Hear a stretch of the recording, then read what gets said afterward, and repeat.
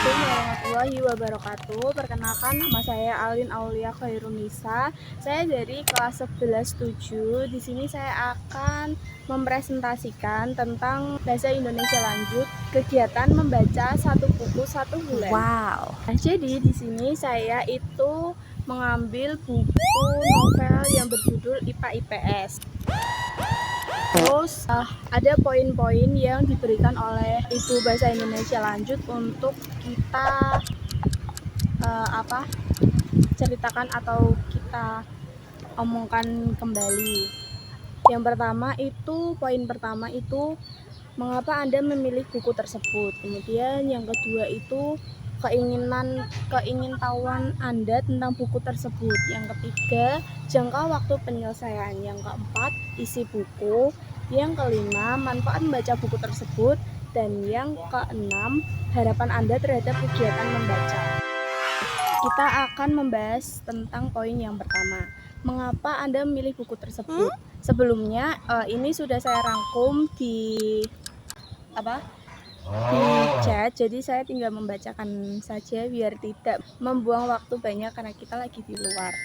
Yang pertama itu, saya memilih buku IPA IPS ini karena buku ini merupakan salah satu novel yang populer, yang paling banyak dibaca di Wattpad oleh orang-orang.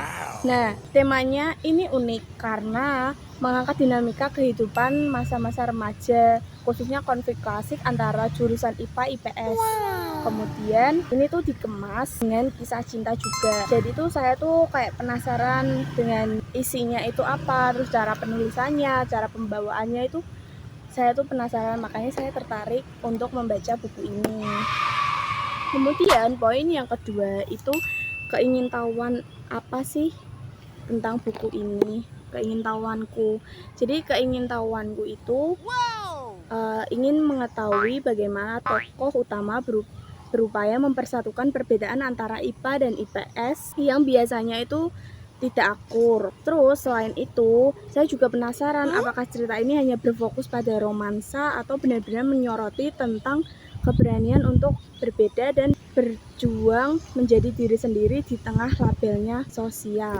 Nah, kemudian poin yang berikutnya, yang ketiga itu jangka waktu penyelesaian.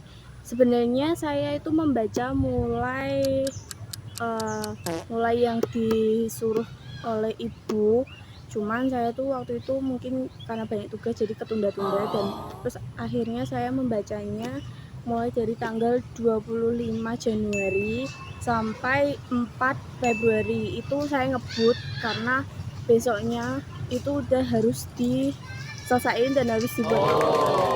Nah, jadi poin yang ketiga itu kan kita disuruh menceritakan kembali tentang buku ini. Di dalam buku ini tuh ada perseteruan antara IPA dan IPS. Ketidakharmonisan yang sudah menjadi tradisi ya di sebuah SMA antara jurusan IPA dan IPS. Kemudian ada dua tokoh konflik terpusat pada Rifki, anak IPS yang nakal dan hobinya membuat onar. Tetapi Rifki ini tuh dia seorang ketua OSIS. Terus ada Aldino. Aldino itu sebenarnya teman dekatnya Rifki, tapi setelah adanya Michelle, cewek yang dia tuh baru di sekolah, jadinya tuh pertemanan antara Rifki sama Aldino tuh kayak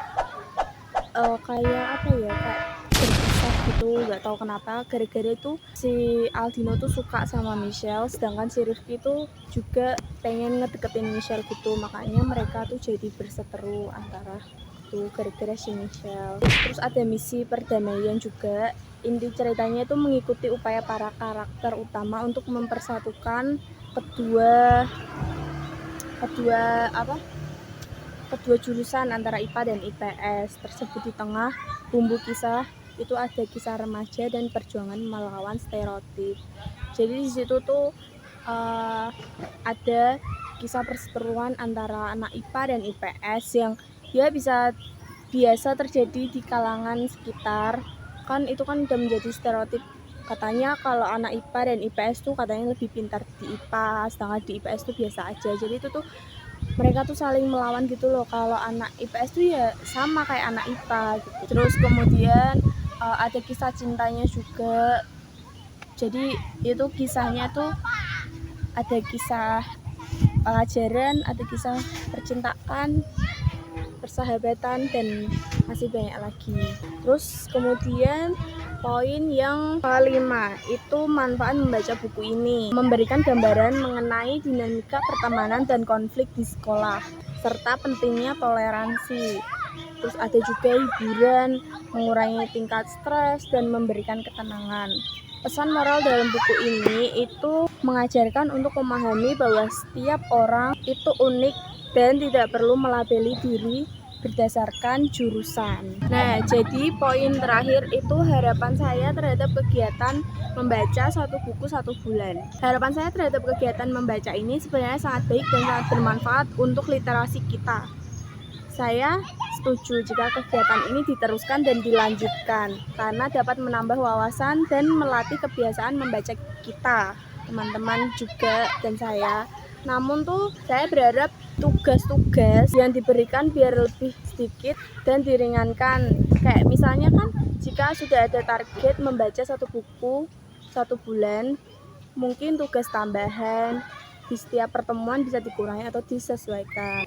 Karena biasanya kan ibu kan setiap pertemuan kan ada kayak tugas ya, walaupun memang tenggatnya itu masih mungkin pertemuan berikutnya atau minggu depan itu, tapi itu agak memberatkan saya karena ya tugas-tugas dari guru-guru lainnya itu juga masih banyak. Jadi kayak mungkin tugas dari ibu itu lebih disesuaikan lagi, kayak nggak usah terlalu banyak gitu, karena kan ya kita tugasnya tuh udah membaca ini, terus belum nanti kalau ditambahan sama pertemuan ibu dan yang ada tugas itu, jadi kayak menurut saya tuh lebih memberatkan gitu. Apalagi kan kalau membaca buku ini kan kita disuruh buat laporan, apalagi kalau sebenarnya disuruh buat video seperti ini. Jadi saya rasa ya nggak apa-apa, cuman tugas-tugas yang lainnya tuh lebih meringankan aja.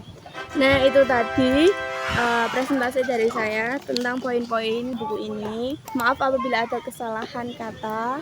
Sekian dari saya. Wassalamualaikum warahmatullahi wabarakatuh.